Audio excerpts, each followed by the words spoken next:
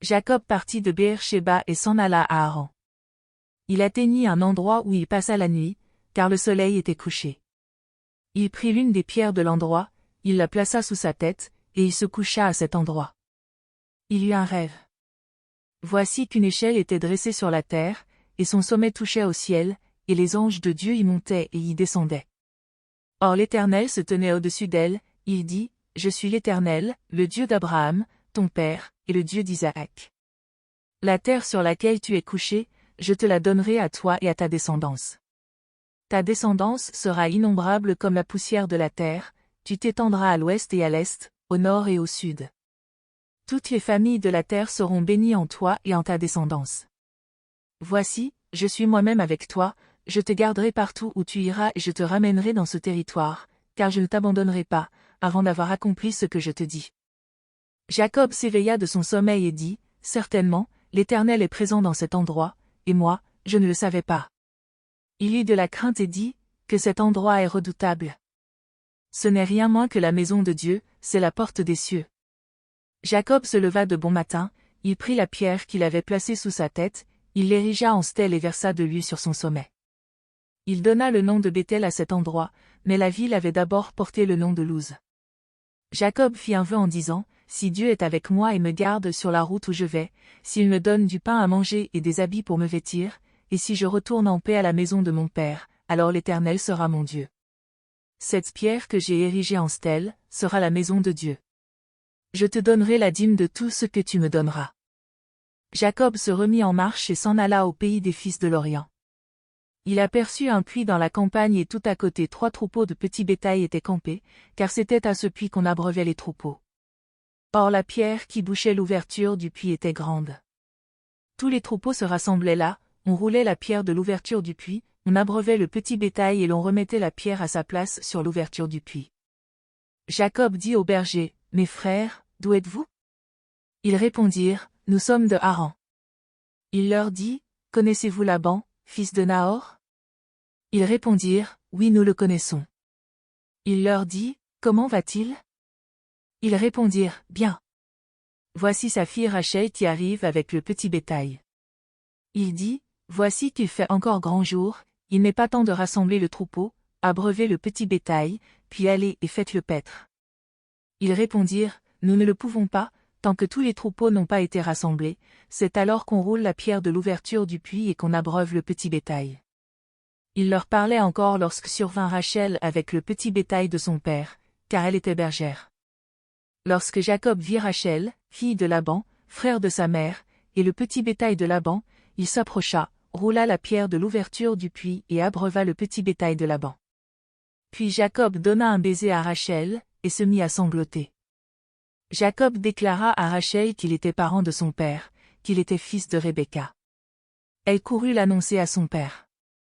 Dès que Laban eut entendu la nouvelle de l'arrivée de Jacob, fils de sa sœur, il courut au-devant de lui, le serra contre lui et l'embrassa. Il le conduisit dans sa maison, et Jacob raconta tout à Laban. Alors Laban lui dit, « Certainement, tu es de mes os et de ma chair. » Jacob resta un mois chez Laban. Puis Laban dit à Jacob, « Parce que tu es mon parent, me serviras-tu pour rien? Déclare-moi ce que tu veux comme salaire. » Or, Laban avait 2 filles, le nom de l'aînée était Léa, et le nom de la cadette Rachel. Léa avait les yeux délicats, mais Rachel était d'une très grande beauté, et Jacob aimait Rachel. Il dit, « Je te servirai 7 ans pour Rachel, ta fille cadette. » Laban dit, « J'aime mieux te la donner à toi plutôt que de la donner à un autre homme. Reste chez moi. » Ainsi Jacob servit 7 années pour Rachel. Elles furent à ses yeux comme quelques jours, parce qu'il l'aimait.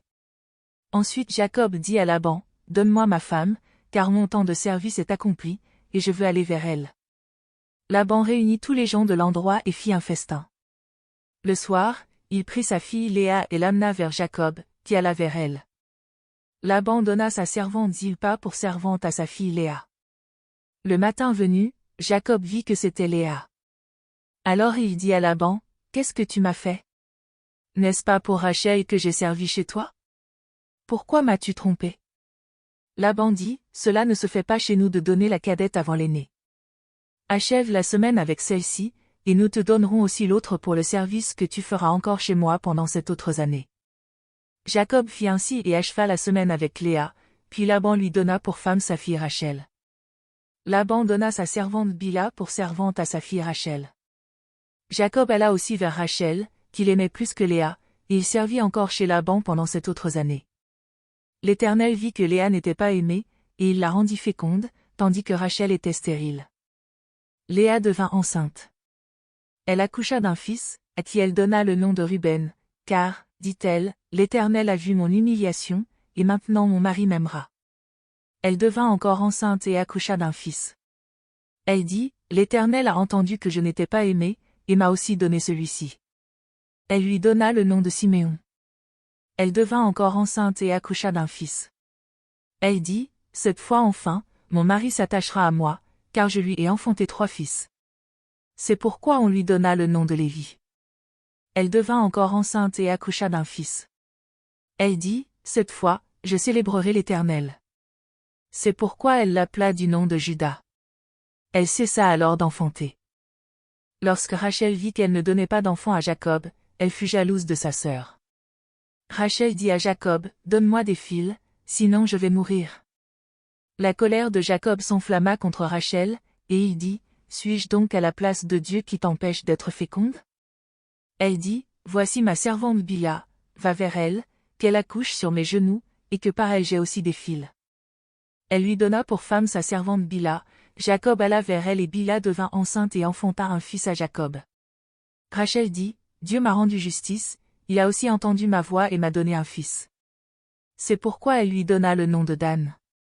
Bila, servante de Rachel, devint encore enceinte et enfanta un second fils à Jacob. Rachel dit, j'ai lutté auprès de Dieu contre ma sœur et j'ai vaincu. Elle lui donna le nom de Naphtali. Léa, voyant qu'elle avait cessé d'enfanter, prit sa servante Zilpa et la donna pour femme à Jacob. Zilpa, servante de Léa, enfanta un fils à Jacob. Léa dit, le bonheur est venu. Et elle lui donna le nom de Gad. Zilpa, servante de Léa, enfanta un second fils à Jacob. Léa dit, que je suis heureuse. Oui, les filles me diront heureuse. Et elle lui donna le nom d'Azer. Ruben sortit au temps de la moisson des blés et trouva des mandragores dans les champs. Il les apporta à sa mère Léa. Alors Rachel dit à Léa, donne-moi, je te prie, des mandragores de ton fils. Elle lui répondit, est-ce peu que tu aies pris mon mari, pour que tu prennes aussi les mandragores de mon fils? Alors Rachel dit, eh bien. Il couchera avec toi cette nuit en échange des mandragores de ton fils. Le soir, comme Jacob revenait des champs, Léa sortit à sa rencontre et dit, c'est vers moi que tu viendras, car, pour t'avoir j'ai donné comme prix les mandragores de mon fils. Il coucha donc avec elle cette nuit. Dieu exauça Léa qui devint enceinte. Elle enfanta un 5e fils à Jacob. Léa dit, Dieu m'a donné mon salaire, à moi qui ai donné ma servante à mon mari. Et elle lui donna le nom d'Issachar. Léa devint encore enceinte et enfanta un 6e fils à Jacob. Léa dit, Dieu m'a fait un beau cadeau, cette fois mon mari habitera avec moi, car je lui ai enfanté 6 fils. Et elle lui donna le nom de Zabulon. Ensuite, elle accoucha d'une fille à qui elle donna le nom de Dina. Dieu se souvint de Rachel, il l'exauça et la rendit féconde. Elle devint enceinte et accoucha d'un fils. Elle dit, Dieu a enlevé mon déshonneur. Elle lui donna le nom de Joseph en disant, que l'Éternel m'ajoute un autre fils. Lorsque Rachel eut accouché de Joseph, Jacob dit à Laban, laisse-moi partir, pour que j'aille chez moi, dans mon pays. Donne-moi mes femmes et mes enfants, pour lesquels je t'ai servi, et je m'en irai, car tu sais toi-même quel service je t'ai rendu. Laban lui dit, j'aimerais obtenir ta faveur. Je pressens d'une manière occulte que l'Éternel m'a béni à cause de toi, fixe-moi ton salaire, et je te le donnerai. Jacob lui dit, tu sais toi-même comme je t'ai servi, et ce qu'est devenu ton troupeau grâce à moi, car le peu que tu possédais avant moi s'est beaucoup accru, et l'Éternel t'a béni depuis que j'ai mis le pied chez toi. Maintenant, quand travaillerai-je aussi pour ma famille? Laban dit, que dois-je te donner? Jacob répondit, tu ne me donneras rien. Si tu consens à faire ce que je vais te dire, je ferai paître encore ton petit bétail, et je le garderai. Aujourd'hui je passerai parmi tout ton petit bétail. Mais à part tout agneau tacheté et marqueté et tout agneau de couleur foncée, parmi les moutons, de même, parmi les chèvres, tout ce qui est marqueté et tacheté. Ce sera mon salaire. Mon honnêteté répondra pour moi demain, quand tu viendras voir mon salaire, tout ce qui ne sera pas tacheté et marqueté parmi les chèvres, et foncé parmi les agneaux, ce sera de ma part un vol. Laban dit, eh bien. Qu'il en soit comme tu l'as dit. Ce même jour, il mit à part les boucs rayés et marquetés, toutes les chèvres tachetées et marquetées, toutes celles où il y avait du blanc, tout ce qui était foncé parmi les moutons. Il les remit entre les mains de ses fils. Puis il mit une distance de 3 journées de marche entre lui et Jacob qui faisait paître le reste du petit bétail de Laban. Jacob prit des branches vertes de peuplier, d'amandier et de platane, il y pela des bandes blanches, mettant à nu le blanc qui était sur les branches. Puis il plaça les branches qu'il avait pelées, dans les auges, dans les abreuvoirs, où venait boire le petit bétail, juste en face des bêtes qui entraient en chaleur en venant boire. Les bêtes entraient en chaleur près des branches et elles faisaient des petits rayés, tachetés et marquetés. Jacob séparait les agneaux et y plaçait les bêtes en face de ce qui était rayé et de tout ce qui était foncé parmi les bêtes de Laban. Il se fit ainsi des troupeaux à part, qu'il ne réunit pas au bétail de Laban. Toutes les fois que les bêtes vigoureuses entraient en chaleur, Jacob plaçait les branches dans les auges, sous les yeux des bêtes, pour qu'elles entrent en chaleur près des branches. Quand les bêtes étaient chétives, il ne les plaçait pas, de sorte que les chétives étaient pour Laban, et les vigoureuses pour Jacob. Cet homme s'enrichit de plus en plus, il eut du petit bétail en abondance, des servantes et des serviteurs, des chameaux et des ânes. Jacob entendit les propos des fils de Laban, qui disaient, Jacob a pris tout ce qui était à notre père et c'est avec cela qu'il s'est acquis toute cette richesse. Jacob remarqua que le visage de Laban n'était plus envers lui comme auparavant. Alors l'Éternel dit à Jacob, retourne au pays de tes pères, dans ta patrie, et je serai avec toi. Jacob fit appeler Rachel et Léa qui étaient au champ près de son petit bétail. Il leur dit, je remarque que le visage de votre père n'est plus envers moi comme auparavant, mais le Dieu de mon père a été avec moi. Vous reconnaissez vous-même que j'ai servi votre père de toutes mes forces. Or votre père s'est joué de moi et a changé 10 fois mon salaire, mais Dieu ne lui a pas permis de me faire du mal. S'il disait, les tachetés seront ton salaire, toutes les bêtes faisaient des petits tachetés, et s'il disait, les rayés seront ton salaire, toutes les bêtes faisaient des petits rayés. Dieu a arraché son troupeau à votre père et me l'a donné. Au temps où les bêtes entraient en chaleur, j'ai levé les yeux et vu en songe que les mâles qui couvraient les femelles étaient rayés, tachetés et mouchetés. L'ange de Dieu m'a dit en songe, Jacob. J'ai répondu, me voici. Il a dit, lève les yeux et regarde, tous les mâles qui couvrent les femelles sont rayés, tachetés et mouchetés, car j'ai vu tout ce que Laban t'a fait. Je suis le Dieu de Béthel, où tu as oint une stèle, où tu m'as fait un vœu. Maintenant, lève-toi, quitte ce pays et retourne au pays de ta naissance. Rachel et Léa lui répondirent, avons-nous encore une part et un héritage dans la maison de notre père? Ne sommes-nous pas considérés par lui comme des étrangères, puisqu'il nous a vendus et qu'il a mangé notre argent? Toute la richesse que Dieu a arrachée à notre père nous revient à nous et à nos fils. Fais maintenant tout ce que Dieu t'a dit. Jacob se leva et fit monter ses fils et ses femmes sur les chameaux. Il emmena tout son troupeau et tous les biens qu'il avait acquis, le troupeau dont il avait fait l'acquisition à Padan-aram. Il s'en alla chez son père Isaac, au pays de Canaan. Laban était allé tondre son petit bétail. Rachel vola les téraphines de son père. Quant à Jacob, il trompa Laban, l'araméen, en ne l'avertissant pas de sa fuite. Il prit la fuite, avec tout ce qui lui appartenait, il se leva, traversa le fleuve et se dirigea vers les monts de Galad. Le 3e jour, on avertit Laban que Jacob avait pris la fuite. Il prit avec lui ses frères, le poursuivit cette journée de marche et le rejoignit dans les monts de Galad. Mais Dieu vint vers Laban, l'araméen, dans un rêve nocturne, et lui dit, garde-toi de dire quoi que ce soit à Jacob. Laban atteignit donc Jacob. Jacob avait dressé sa tente sur la montagne, Laban dressa aussi la sienne avec ses frères, sur la montagne de Galad. Alors Laban dit à Jacob, qu'as-tu fait? Pourquoi m'as-tu trompé et as-tu emmené mes filles comme des prisonnières de guerre? Pourquoi as-tu pris la fuite en cachette, m'as-tu trompé et ne m'as-tu pas averti? Je t'aurais laissé partir dans la joie et avec des chants, avec le tambourin et la harpe. Tu ne m'as pas permis d'embrasser mes fils et mes filles. Cette fois tu as agi en insensé. J'ai le pouvoir de vous faire du mal, mais le Dieu de votre père m'a dit hier, garde-toi de dire quoi que ce soit à Jacob. Maintenant que tu es parti pour de bon parce que tu languissais vraiment après la maison de ton père, pourquoi as-tu volé mes dieux?